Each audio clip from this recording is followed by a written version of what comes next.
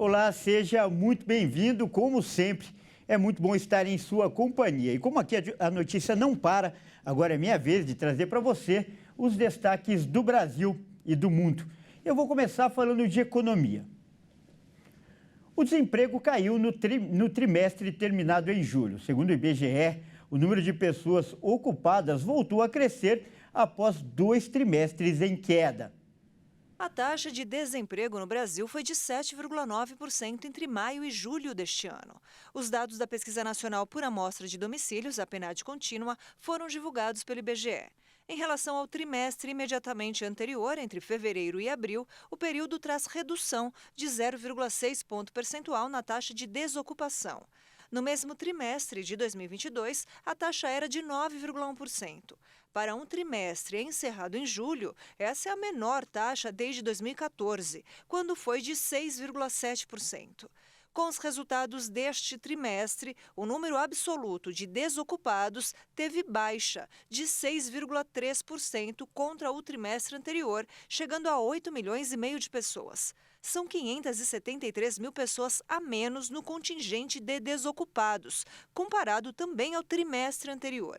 Em relação ao mesmo período de 2022, o recuo é de 13,8%, ou 1.360.000 trabalhadores. Já o total de pessoas ocupadas cresceu 1,3% contra o trimestre anterior, passando para 99.300.000 brasileiros.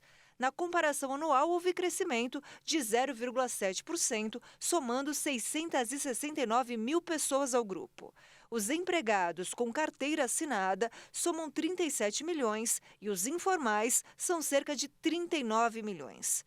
Os trabalhadores por conta própria já passam de 25 milhões. E o Tribunal de Justiça do Amazonas autorizou o bloqueio nas contas da 123 Milhas. A empresa de viagens suspendeu as emissões de passagens e pacotes para 2023. O bloqueio no valor de 10 milhões de reais nas contas da empresa aérea 123 Milhas foi autorizado após o dia 18 de agosto, quando houve o anúncio da suspensão da linha promocional prevista para os próximos meses. A ação na Justiça do Amazonas é em resposta a um pedido do Núcleo de Defesa do Consumidor da Defensoria Pública Estadual. Segundo o órgão, a ação foi ajuizada para assegurar o pagamento de indenizações aos clientes amazonenses que foram lesados pela conduta da agência. Em trecho da ação, a Defensoria Pública diz que a 123 Milhas frustrou a expectativa de consumidores que adquiriram pacote de viagens ou passagens aéreas com antecedência e em preço promocional. Ainda segundo o processo, fica evidente que os clientes foram prejudicados. Segundo o Nudecom, foram registradas mais de 550 reclamações contra 123 Milhas no Programa de Proteção e Defesa do Consumidor, o PROCON do Amazonas. Ainda segundo a Justiça, caso o valor não seja coberto, a juíza então determinou que o bloqueio ocorra nas contas bancárias dos sócios da empresa. E dados oficiais do governo chinês que foram publicados nesta quinta-feira mostram que a atividade industrial no país registrou queda em agosto e pelo 5º mês consecutivo. Este é o 5º mês que a contração ocorre, mas agora os indicativos superam levemente as expectativas dos analistas. O índice de gestores de compras industriais, o indicador-chave da atividade industrial, ficou em 49,7 em agosto, abaixo da marca de 50 pontos que separa a expansão da contração. De acordo com especialistas, os resultados da pesquisa demonstram que a demanda insuficiente do mercado persiste como um grande problema enfrentado atualmente pelas empresas. O dado é o indicador mais recente que aponta a desaceleração da recuperação pós-Covid da China devido à queda da demanda externa e do consumo interno. Diante da pressão para adotar pacotes de estímulo que ajudem a economia, as autoridades prometeram medidas para vários setores, em particular o imobiliário, mas sem revelar detalhes dos planos, o que desanima os investidores. E o primeiro-ministro grego revelou que a destruição causada pelos incêndios florestais chegou a mais de 150 mil hectares. E ele culpou as condições extremas da crise climática pela tragédia. Os incêndios do verão no hemisfério norte, na Grécia, queimaram uma superfície de pelo menos 150 mil hectares, uma estimativa que inclui um grande foco no norte, que arde há quase 2 semanas. Criticado por partidos da oposição de esquerda, o primeiro-ministro conservador Kyriakos Mitsotakis voltou a culpar pela catástrofe as condições extremas da crise climática e a longa onda de calor que afetou o país em julho. O dano às nossas florestas é significativo. Em uma primeira estimativa, vai superar 150 mil hectares de floresta queimada. Vou explicar adiante como calculamos essas áreas queimadas, porque isso tem uma importância própria. O mais grave foi na floresta de Dádia, em Évros, que foi caracterizado como o maior incêndio florestal da Europa. As chamas no Parque Nacional de Dádia causaram a morte de 20 pessoas, a maioria imigrantes. De acordo com o Observatório Europeu Copérnicos, mais de 81 mil hectares do parque foram destruídos até o momento. Um estudo apontou que o Brasil deixa de arrecadar cerca de 40 bilhões de reais por ano com paraísos fiscais e offshores. Esse montante afeta a economia do país e prejudica a vida do cidadão brasileiro. Pela primeira vez, os pesquisadores conseguiram fazer uma estimativa da evasão global de divisas. De acordo com um relatório da Tax Justice Network, ou Rede de Justiça Fiscal de Londres, os paraísos fiscais e as offshores são responsáveis por uma perda de arrecadação mundial de, no mínimo, 2 trilhões e 340 milhões de reais.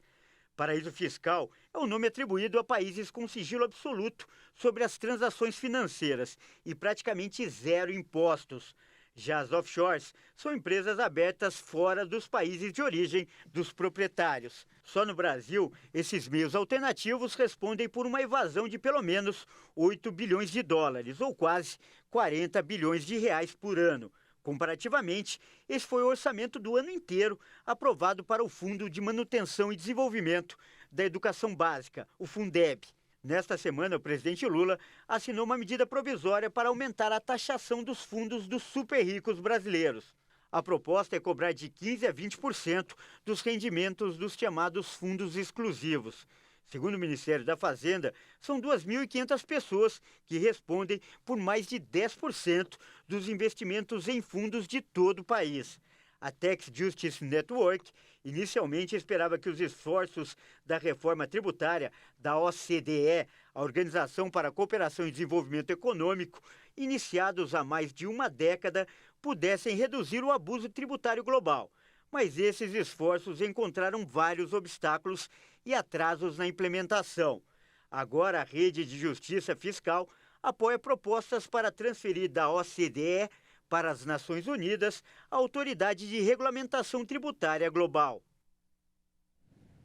E a treinadora sueca Pia Sundhage deixou o comando da Seleção Brasileira Feminina de Futebol após o desempenho da equipe na Copa do Mundo da Austrália e da Nova Zelândia. O anúncio foi feito pela CBF nesta quarta-feira. Os nomes da nova comissão técnica devem ser anunciados nos próximos dias. Fim da linha para Pia Sundhage no comando da Seleção Brasileira de Futebol Feminino. A CBF anunciou nesta quarta-feira que o ciclo da treinadora sueca foi encerrado após o fracasso da equipe na Copa do Mundo da Austrália e Nova Zelândia.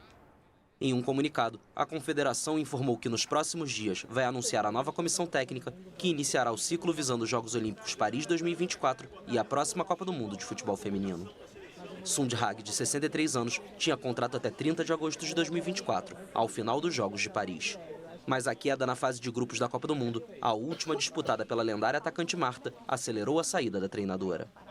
Esta foi a primeira eliminação do Brasil na primeira fase do Mundial, apesar de uma chave que parecia acessível, com Panamá, França e Jamaica. A sueca desembarcou no Brasil logo após a eliminação da Copa do Mundo de 2019 diante das francesas e teve como ponto alto de sua passagem pela Canarinho o título da Copa América 2022 sobre a Colômbia, com várias peças novas no time e sem a craque veterana Marta.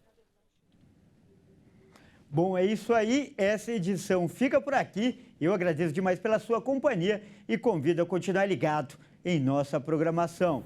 Até mais.